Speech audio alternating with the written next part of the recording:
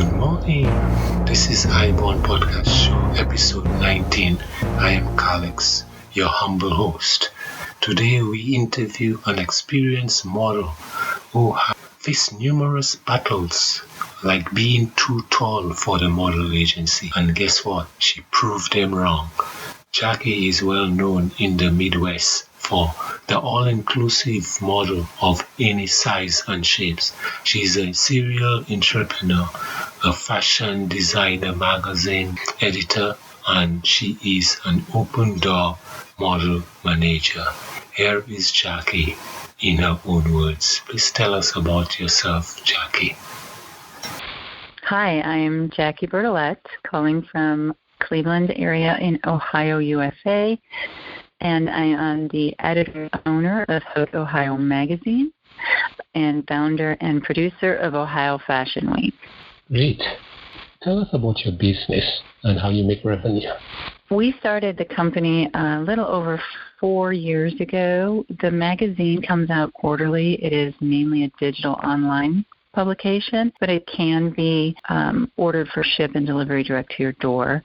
We focus on Ohio and the Midwest high fashion industry, and we try to highlight and promote our regional talent, although we do certainly include well outside of Ohio. The Ohio Fashion Week does happen once a year, and it is a collective fashion week around the state, which includes multiple events, and we pull designers and models from all over the world for that event. And how you make money? We earn through multiple streams. So the magazine pulls from obviously subscriptions and advertising, but we also do have a publication fee for each of the professionals that we showcase. Understood. I visit the website. It is a nice view of your website, Hot Ohio Magazine. I like it. That's correct. Thank you kindly. Thank you. We have a lot of information on there. So yes, it is true. It looks like you're keeping the West busy, and that's a good thing.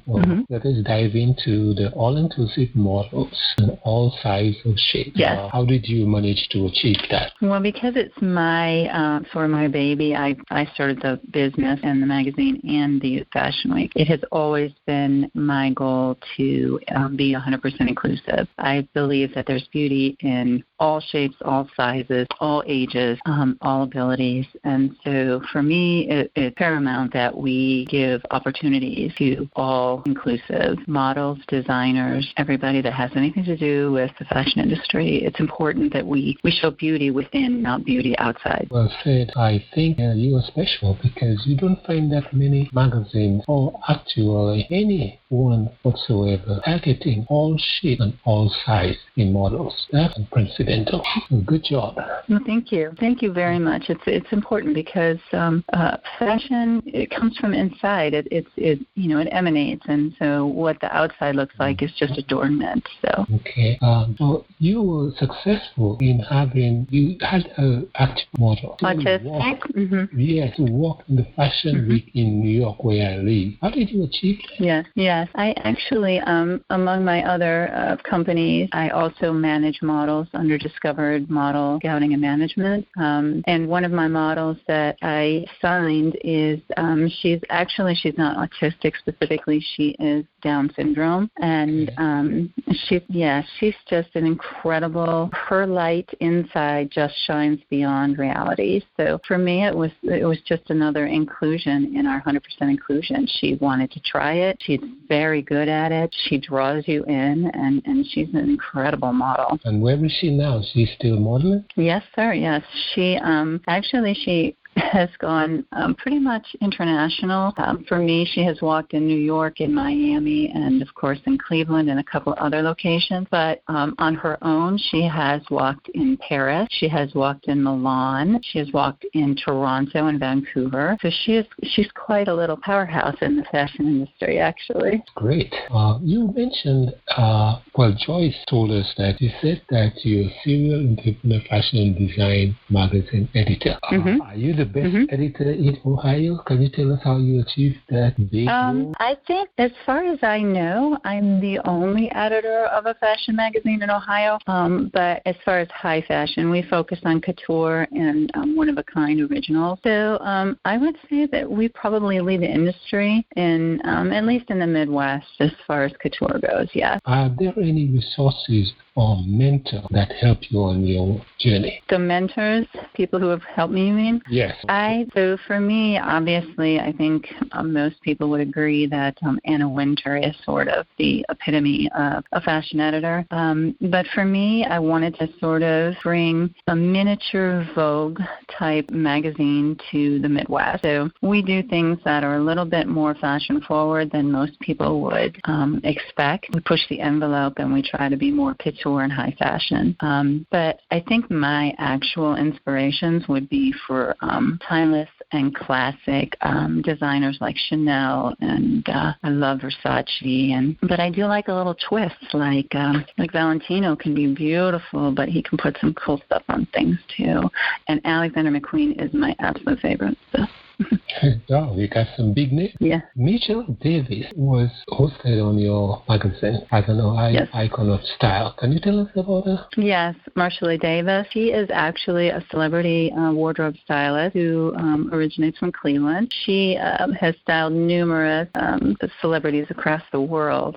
Today she is our cover on our spring issue, and we highlight people of prominence in the Midwest in the fashion industry or who have style that we would like to share. So Marsha is our current cover girl, and when we do the cover shoot, we also run an article about who they are, how they can get in touch with them, and why we consider them somebody that we want to highlight. Understood. And if someone in the fashion magazine wants to be that individual, what advice would you give someone wanting to follow a career in yours?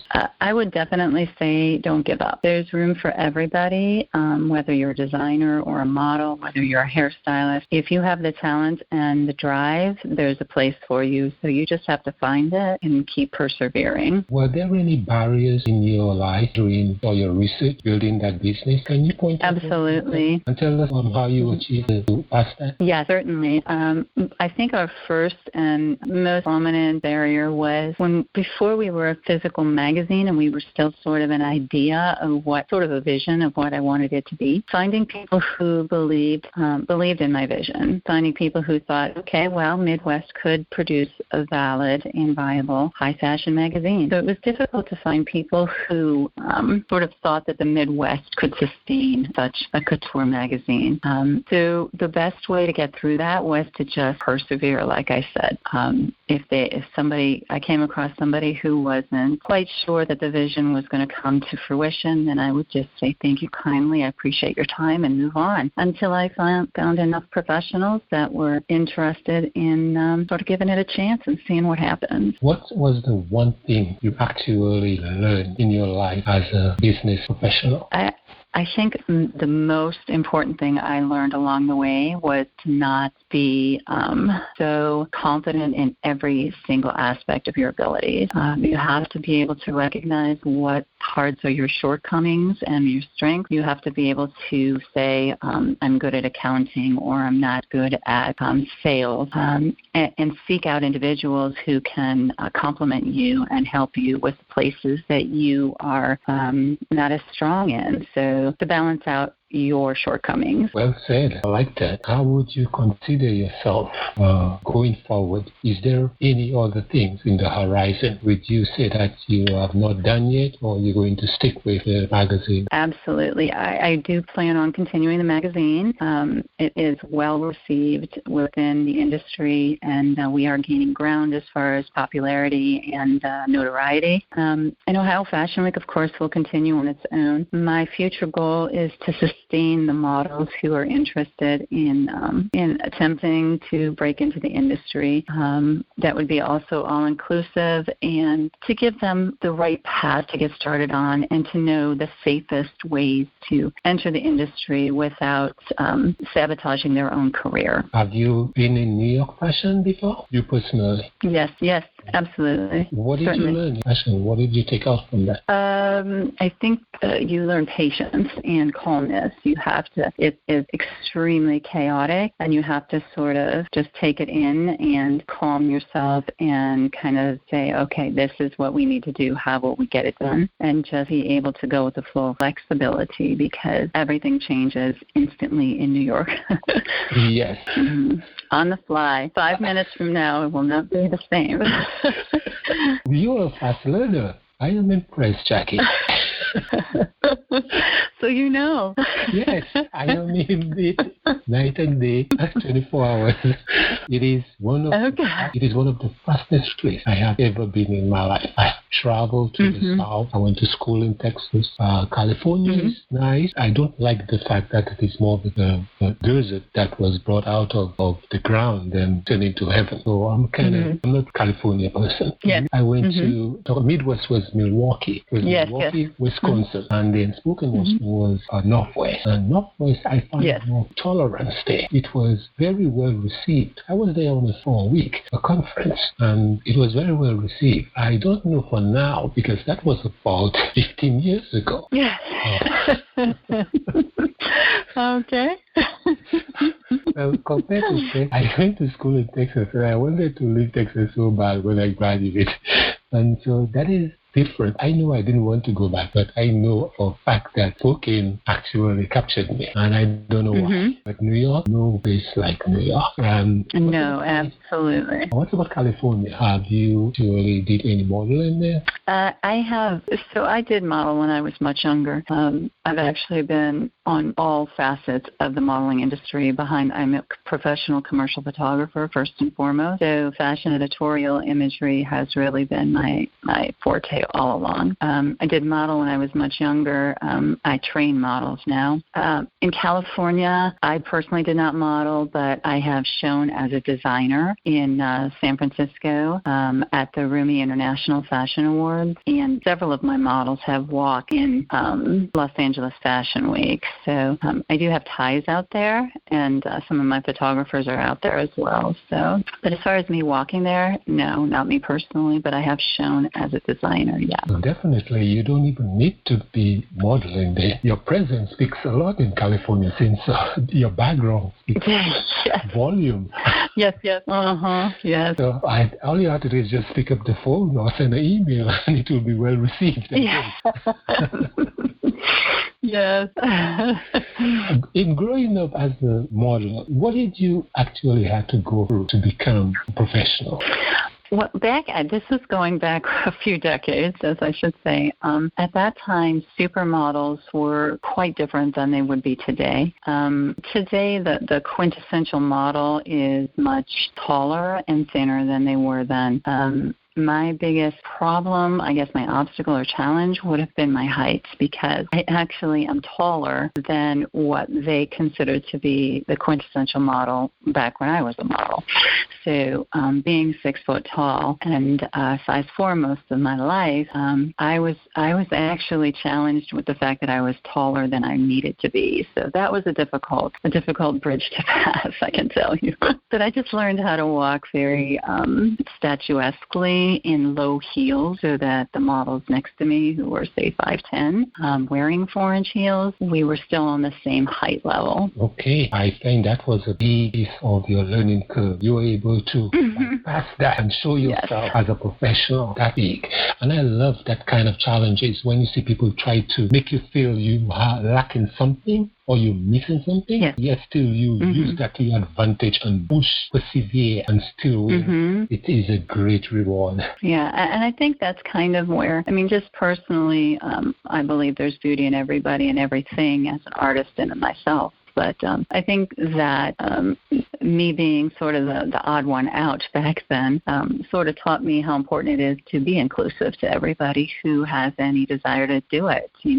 All sizes can be incredible models. It doesn't matter what size or age, or it matters what your determination and what your skill and talent level is, not what you look like. I agree 100%. And now that we've known quite a bit about you, Jackie, you have Ohio Magazine, you brought up the Down syndrome model and had her to walk in Fashion Week in New York. You sustained modeling fashion in every sense of the word. You were able to do it when you were younger and still managed to overcome the height differentiation. People could not believe that when they are struck down or they close the door or you being rejected for one thing, it is an opportunity they give you, not a barrier. So if you took that opportunity and you made it possible, I am amazed.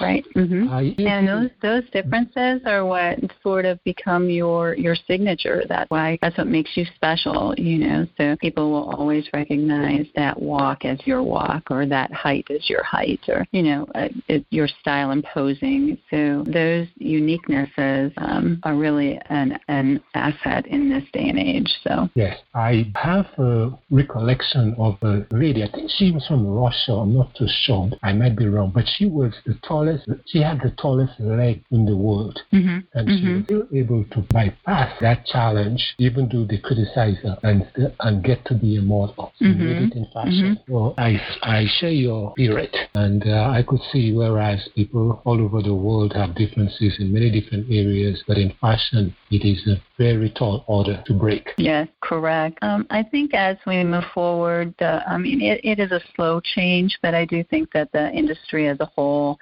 even in New York and Paris and the international industries, are beginning to be more inclusive as well. I don't think they're nearly as inclusive as I am, but I run the show, so I can say who and what we photograph. So I think overall, though, the industries themselves are beginning to open up to more what's considered non-traditional models. Petite models or plus-size models or aged models are really getting to be a very chic thing as well. So. Well, Jackie, I believe I learned quite a lot, and I have 4 daughters and 1 son. So I don't know if anyone will get up and say they want to do modeling, but I do learn a lot from you. So I could actually either give them some encouragement or tell them, I know a particular Jackie in the Midwest. You better talk to her. Yes, absolutely. And we do take submissions from all over. You do not have to be represented by an agency or anything. You can just submit to us to be part of what we're doing, and we will take a look at the pictures you send us and see if we think that we can be of service to you. So that's a very good one. I'm glad you put that in. It wasn't for me, but for your listeners and my listeners, when they know that they need to find someone who will actually not judge them because of the fact that they do not have an agent or a publicist or someone to represent them, this stand a better chance in getting through to you than going the regular route.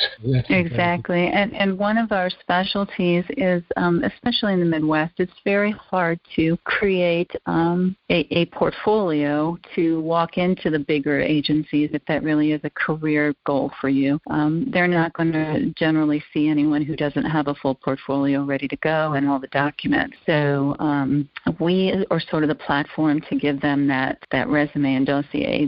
They can get published with us, and they can walk a runway in a fashion week with us, and we can coach them how to do it and help them along their way. So it's really cool. They can do all of that at hodohio.com. Right. Well, my handy, which because we are well received, I have a couple questions for you. If you have to do it over, would you have to do it the same way again? Interesting. I think I would.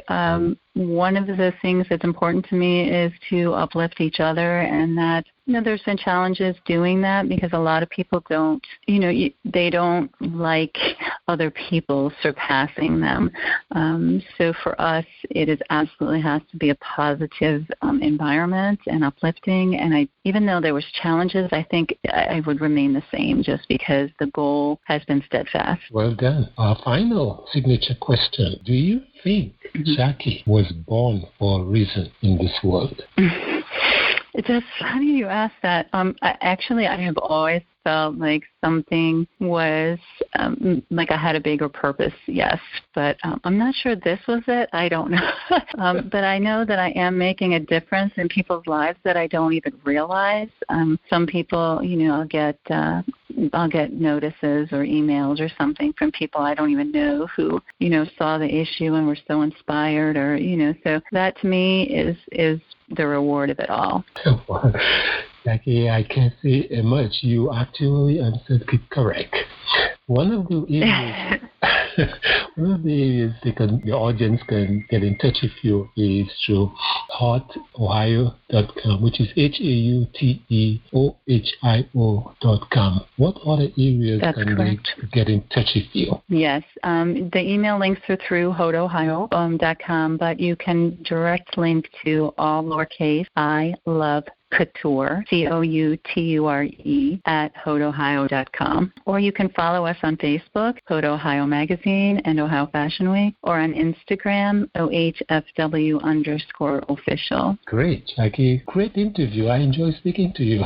Thank you so much. I appreciate you giving me the time. Not a problem. Well, hope to hear good news from you. And maybe down the line, you never know, we might catch up again. Yes, that would be incredible. I would love for that to happen, Alex. Thanks again, and have a Thank you, sir. You have a lovely afternoon. Okay, bye-bye. Thanks for listening to iBond Studio podcast show with your host, Alex. If you like our show, give us a review. We want to thank our sponsor, Free Conference Call Service, who made it possible for these interviews. You can contact us via ibondstudio.org or support us on anchor.fm/ibondstudio. Thank you for all your comments.